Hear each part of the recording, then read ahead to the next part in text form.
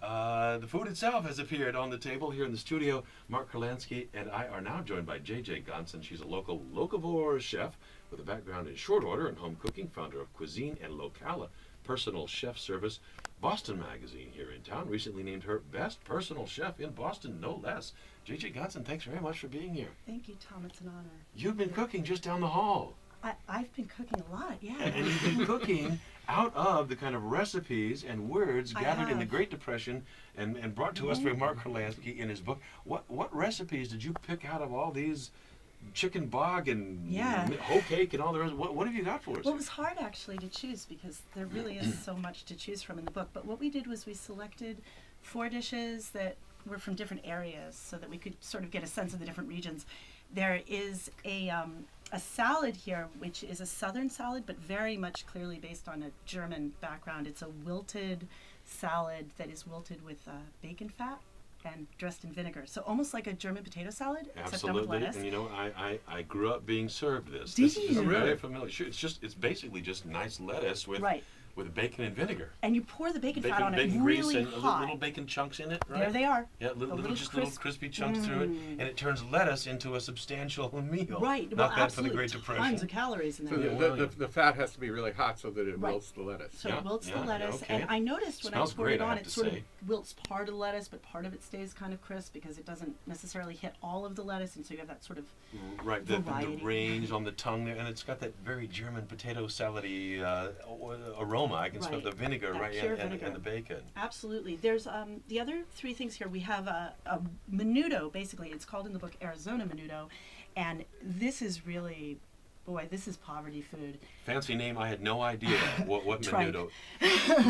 Beef tripe in this Beef, case. this lining of the cow's stomach. And what I learned doing this in the last couple days is that, of course, tripe is poverty food because cows have 4 stomachs. Yes. So when you slaughter a cow, you get a ton of tripe.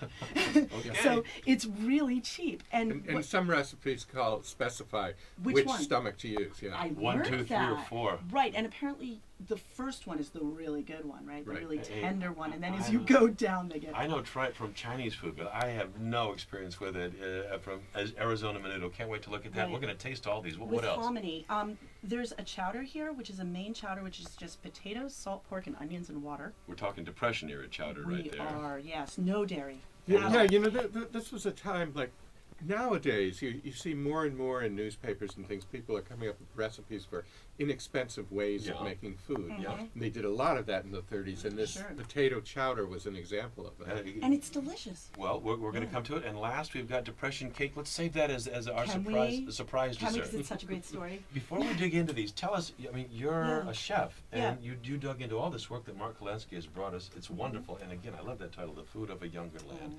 What did you make of the profile of the food here? What you saw as you pawed through these pages and writing and recipes, you work with food all the time. Did you feel like you were in another continent, like you were talking to the ancestors of what you do today?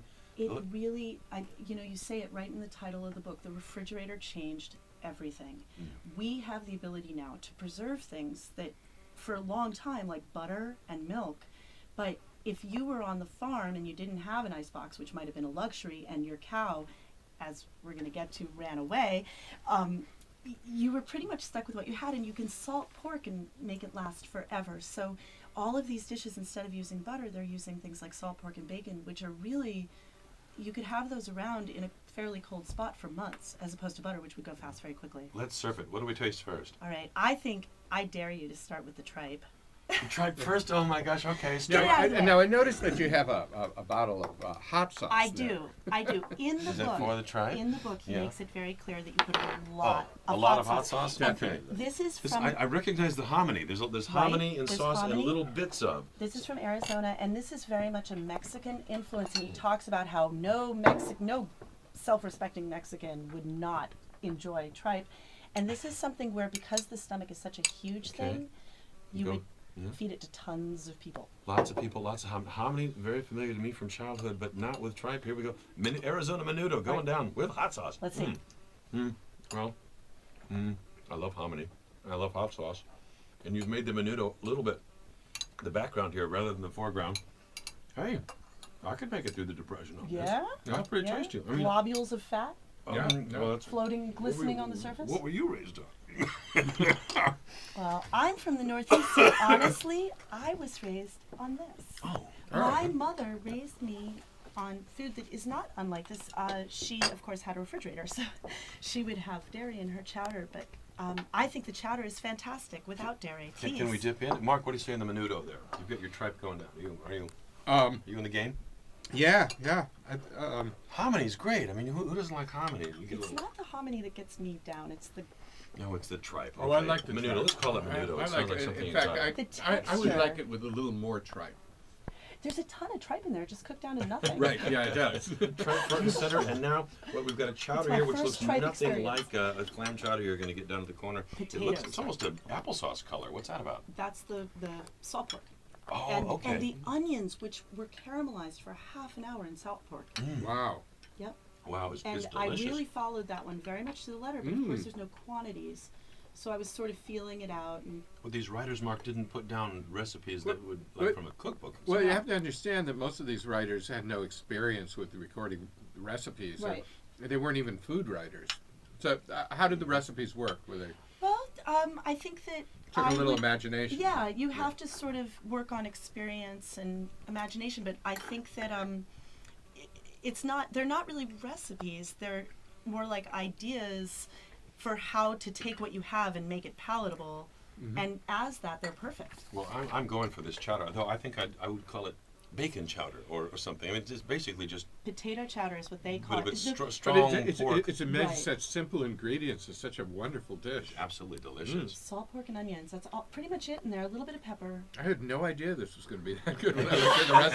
And now we're sitting here. It's What about- 1939. I'm very excited about this. This is the wilted salad, which I think is delicious. Gorgeous. And It's, that's just a little bit. So, bacon and the bacon fat and you render the fat, Mhm. and then you pour the boiling fat with the little pieces of bacon that have really cooked down to nothing but what's left yeah. of the meat. Okay. I promise I'm eating very light here on this bacon front, but I'm doing it, and it looks very familiar. And it's crunchy bacon, crunchy lettuce, and then the nice wilted part kind of meshed through. What do you say, Mark? Of course, isn't part of Americans it. had a This good is time in delicious. 1939. No, it's great. It's really almost more a vegetable course than a salad course. Interesting, right? Yeah, and almost you- more like a collard or But something. I could Right. see this Cooked it served down. at a restaurant, right here, right now, in a sort of shishi part of town, couldn't you? For depression food, I mean, wouldn't Giving you me could- ideas. You could put it on the menu, menudo and wilted. I don't know about Did wilted you lettuce. Might need a new name. did you run across, as I did in some of the recipes in here that I used, that there were important things missing from the persimmon pudding recipe says Leave now, out- now add the milk. Oh, How much It gives you milk? no idea. well, Well, honestly, with the chowder, it doesn't say the ratio of salt pork. I sort of assume that in the Depression you're being conservative with the things that are important to you, so you might be more conservative with the salt pork, whereas with the potatoes, you could use a lot of water because that's free, but hey, we've got a lot of listeners out there listening to us eat and wanted to get in on it. I wish we could serve it all around. We're here with Kentucky wilted lettuce, with Arizona menudo, and with what do they call the chowder? Maine potato The chowder. plain Maine chowder, plain, and we're talking very plain here. No clams in this one. All food right out Right. of the pages collected in 1938, 39. Right. 40. And I think part of the fun of these recipes is that you do have to use some imagination. Absolutely.